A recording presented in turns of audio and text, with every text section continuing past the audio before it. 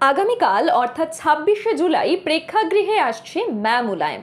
আর সেই সিনেমার ট্রেলারেই ইতিমধ্যে রাজনীতিকের ভূমিকায় সাদা পোশাক ও কালো মোটা ফ্রেমের চশমায় নজর কেড়েছেন টলিপাড়ার জনপ্রিয় অভিনেতা রণজয় বিষ্ণু। প্রেক্ষাগৃহে রাষ্ট্রীয় লোকদলের নেতা অজিত সিং এর ভূমিকায় ধরা দেবেন তিনি। এটাই এখনো পর্যন্ত তার কর্মজীবনে প্রথম হিন্দি ছবি। সিনেমায় ইন্দিরা গান্ধীর চরিত্রে অভিনয় করেছেন সুপ্রিয়া কার্নিক। চৌধুরী চরণ সিং এর চরিত্রে থাকছেন বলিউডের খ্যাতনামা অভিনেতা গোবিন্দ নমদেও। এই ছবির পরিচালক হলেন শুভেন্দু রাজ ঘোষ। এই চলচ্চিত্র সংক্রান্ত বিষয়ে ইভেন লাইভের সঙ্গে সরাসরি সাক্ষাৎকার দিলেন অভিনেতা রণজয় বিষ্ণু। কি বললেন তিনি, শুনবো। এই মুহূর্তে আমাদের সাথে আমরা টেলিফোনে যোগাযোগ করতে পেরেছি বাংলার অভিনেতা, কিন্তু শুধু বাংলা বললে ভুল হবে, এই মুহূর্তে তিনি কিন্তু বলিউডে পা রেখে ফেলেছেন। কার কথা বলছি বুঝতেই পাচ্ছেন, তিনি দেন রণজয় বিষ্ণু। রণজয়, তোমাকে ইউএন লাইভে স্বাগত। Thank you.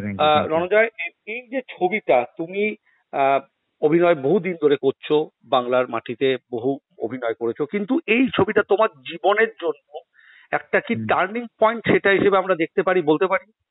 সেটা তো আমি বলতে পারবো না, সেটা তো মানে এরপরে আমার যদি কাজের গতি আরো বম্বে থেকে বেশি করে আসে তাহলে তখন বুঝে যাবে। এটা আমার পক্ষে তো বলা মুশকিল। আর আমি এটা ভেবে তো কাজটা করিনি। আমি শুভেন্দুদা আমাকে ফোন করেছিল, একটা লুক সেট হয়, একটা অডিশন হয়, সিলেক্ট হই, যাই, পাঠ করি, চলে আসি। এবারে বাকিটা নির্ভর করছে যে রিলিজের পরে লোকজন কিরম ভাবে আমাকে রিসিভ করছে তার উপর। কিন্তু একটা কথা বলি, জিজ্ঞেস করি, যেহেতু তোমাকে আমরা চিনি, তুমি খুব মিডিয়া ফ্রেন্ডলি, তুমি কতটা এক্সাইটেড এই মুহূর্তে, মানে এরকম একটা চান্স তোমার জীবনে, কেরিয়ারে, এটা কতটা এক্সাইটেড রণজয় বিষ্ণু? দেখো, যে কোনো নতুন ছবি যদি হয়, সেটা বাংলার হোক কিংবা বম্বের হোক, সবই তো আমাদের কাছে, অভিনেতাদের কাছে একটা সদ্যজাত শিশুর মতো। এবং সেটার প্রত্যেকটা ক্ষেত্রেই একটা আশা থাকে যে ভালো ওয়ার্ক করবে, মানুষ হলে গিয়ে ছবি দেখবে। এই মুহূর্তে আমার এটাই আশা, মানুষ যেন হলে গিয়ে ছবি দেখে। যে সাবজেক্টের উপরে ছবিটা, অর্থাৎ মুলায়ম সিং যাদব, তিনি একটা অদ্ভুত আমাদের রাজনৈতিক একটা ক্যারেক্টার, আমাদের দেশের অত্যন্ত গুরুত্বপূর্ণ একজন ক্যারেক্টার। তো সেইখানে তুমি এবং তোমার যারা কো অ্যাক্টর অ্যাক্ট্রেস যারা আছো, মানে এই মুহূর্তে, মানে যদি একটু আমাদের বলো যে কতটা এক্সাইটেড, মানে, এবং দেখো আমি বলছি প্রথম হচ্ছে যে অজিত সিং যে চরিত্রটা আমি করেছি, এই চরিত্রটার সামহাউ ইয়াং বয়সের লুকের সঙ্গে আমার প্রিন্স হিসেবে একটা লুকের একটু হালকা মিল আছে। তার জন্য ডিরেক্টর আমাকে প্রথমত অডিশনের জন্য অ্যালাউ করেন।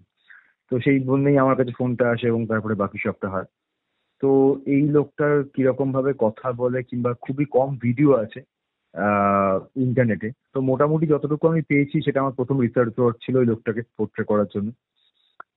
দ্বিতীয়ত হচ্ছে যে এক্সাইটমেন্টের যদি খুব সব থেকে বড় জায়গা বলতে পারি, তাহলে সেটা হচ্ছে গোবিন্দ নামদেবের সঙ্গে কাজ করার সুযোগ পেয়েছি। Govinda Namdev one of the renowned actor of the Indian film industry, everybody knows that.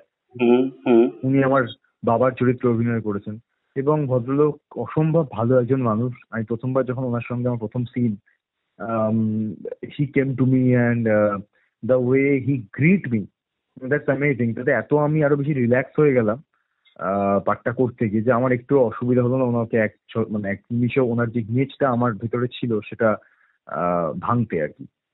ওই সময় উনি আমার বাবাই ছিলেন।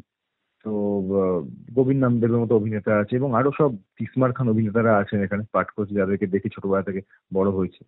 তো এই সমস্ত কিছু, মানে তাদের সাথে একসাথে স্ক্রিন শেয়ার করা এবং তারপরে সেটা সিনেমা হলে এখন দেখা যাবে 26 তারিখ থেকে, এটা কিন্তু অবশ্যই একটা প্রচন্ড ভালো লাগা কাজ করছে। ধন্যবাদ রণজয়, সময় দেওয়ার জন্য। আমরা আশা করি তোমার অভিনয় জীবন আরো ভালো তুমি অভিনয় করো, এমন করো যেখানে আমাদের বাঙালির মননে, আমাদের বাংলায় তো নিঃসন্দেহে ছবির একটা তো দাগ থাকেই, বহুদিন ধরে আছে, প্রচুর বাঙালি, তো তার মধ্যে তোমার নামও যুক্ত হলো।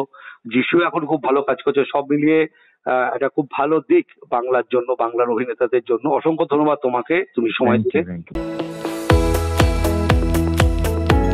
আপনারা দেখছেন ইউএন লাইভ, বাংলা খবরের শেষ কথা।